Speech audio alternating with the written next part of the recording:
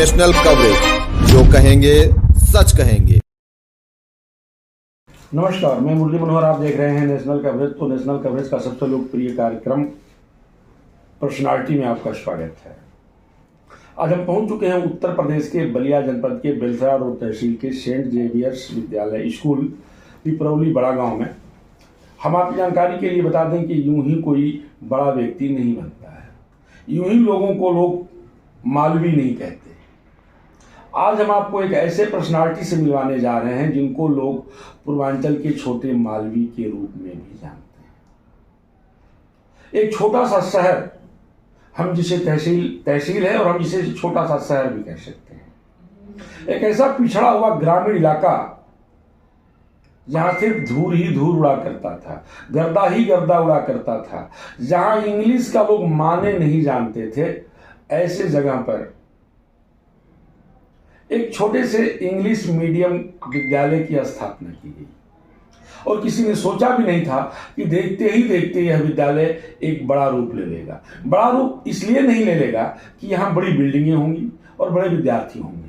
रूप इसलिए ले लेगा कि इस विद्यालय से पढ़ने वाला हर साल विद्यार्थी भारत के कोने कोने में कोई डॉक्टर के रूप में, कोई इंजीनियर के रूप में, कोई किसी बड़े अधिकारी के रूप में इस राष्ट्र निर्माण में और इस देश में अपनी सेवाएं दे रहा है। कोई ऐसा वर्ष नहीं है जहां 1700-1800 विद्यार्थी पढ़ते हों और यहाँ का पढ़ा हुआ लड़का 2 से 3 से 5 से 10 तक जो है डॉक्टर न बनते हो, इंजीनियर न बनते हो, बड़े अधिकारी न बनते हो, आईएएस और पीसीएस न बनते हो।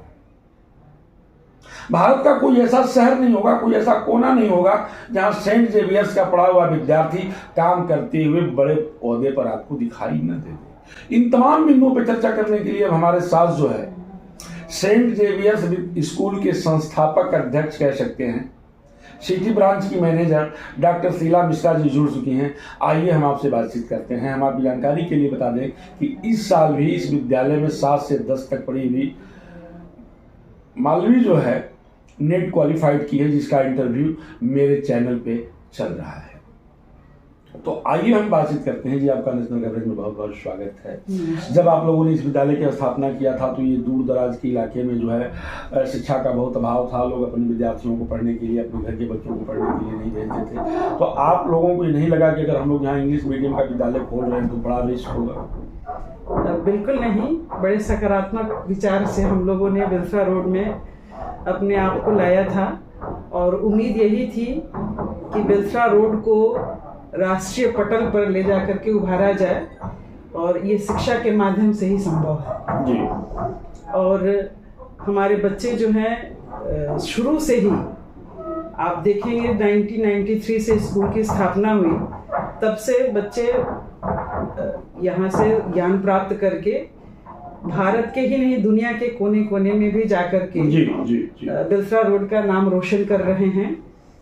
और मैं कभी भी नाउम्मीद नहीं हूँ, हमेशा से सकारात्मक विचार। लगभग 1700 विद्यार्थी इस साल भी हैं। कोरोना काल के बाद भी आपके यहाँ विद्यार्थियों की संख्या नहीं घटी है। इसके पहले कभी 2200 विद्यार्थी भी यहाँ हुआ करते थे, लेकिन हर साल आपके विद्यालय से पढ़ा हुआ विद्यार्थी जो है नेट क्वालिफाइड करता है, डॉक्टर बनता है, इंजीनियर बनता है, तमाम प्रशासनिक सेवा में भी लोग गए हुए हैं। जैसा कि आपने कहा कि लोग विदेशों में भी जाकर के काम कर रहे हैं। ये कैसे संभव हो पाता है? जी, इस साल अभी आपने देखा कि माधवी मल जो हमारे 13-14-15 के बैच की लड़की है और उसने नीट क्वालिफाई किया है। इसके पहले भी प्रतिवर्ष बच्चे जेई और नीट निश्चित रूप से निकाल ही लेते हैं। और ये हमारे लिए भी, बेलसरा रोड के लिए भी और बेलसरा रोड के अभिभावकों, मैं बीच में रुकूंगा।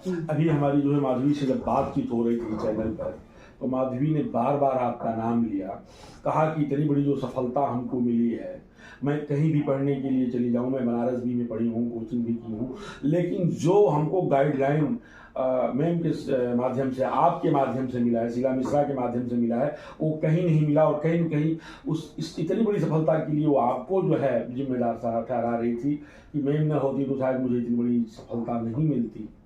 तो ये तो अच्छी बात है, क्योंकि आपका विद्यार्थियों के साथ अटैचमेंट कैसे हो? मेरा अटैचमेंट ये है कि मैं विद्यार्थियों की सफलता को अपनी सफलता मानते हुए एज ए पेरेंट्स, अभिभावक भी नहीं कहेंगे, एज ए पेरेंट्स मैं बच्चों के साथ हमेशा मिली रहती हूँ और उनकी छोटी छोटी समस्याओं को भी ध्यान दिया जाता है कि बच्चे किसी भी अवस्था में, किसी भी परिस्थिति में अपने आप को विद्यालय में असुरक्षित महसूस न करें और उनके भविष्य को हमेशा ध्यान दिलाते हुए सकारात्मक रास्ते पर चलने का उनको मार्गदर्शन दिया जाता है।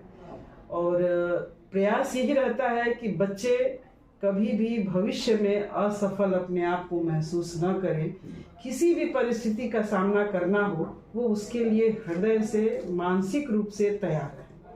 ये हमारा सबसे मुख्य लक्ष्य होता है बच्चों के एजुकेशन देने का। विषयिक ज्ञान के साथ साथ उनके व्यवहारिक ज्ञान, सामाजिक ज्ञान, नैतिकता, इस पर भी विशेष रूप से फोकस किया जाता है, क्योंकि ये प्रथम आचरण होता है जो लोगों के दृष्टि में दिखाई देता है। उसके बाद दूसरा नंबर आता है सामयिक ज्ञान, विषयिक ज्ञान का जी। तो ये मुझे लगता है कि बच्चों के चारित्रिक विकास और व्यवहारिक ज्ञान की वजह से ये जहाँ भी जाते हैं एक अपना जगह बना ही लेते हैं।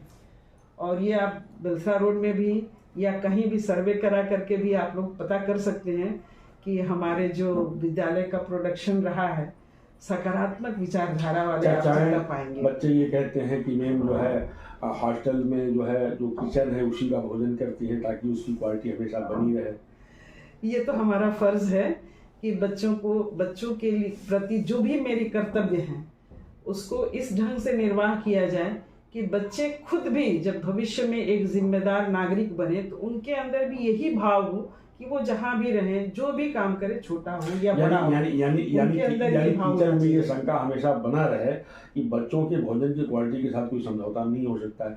बच्चों को शुद्ध दूध मिले उसके लिए आप लोगों ने गौशाला भी बना रखा है जी, गायों को भी आप लोगों ने पाला जी। तो आप सुन रहे थे शीला मिश्रा जी को, जो कि यहाँ की संस्थापक अध्यक्ष हैं, प्रिंसिपल भी हैं। आपका स्पष्ट कहना था कि जब तक जो है दुनिया के सभी देशों में सेंट जेवियर्स के विद्यार्थी जा करके अपना पंतम न लहरा दें, अपना जो है अपने शिक्षा का जो है वहाँ एक प्रकाश न डाल दें, तब तक हमारा मिशन रुकने वाला नहीं है। मुरली मनोहर के साथ प्रिंस की खास रिपोर्ट। आप बने रहिए मेरे साथ और देखते रहिए नेशनल कवरेज।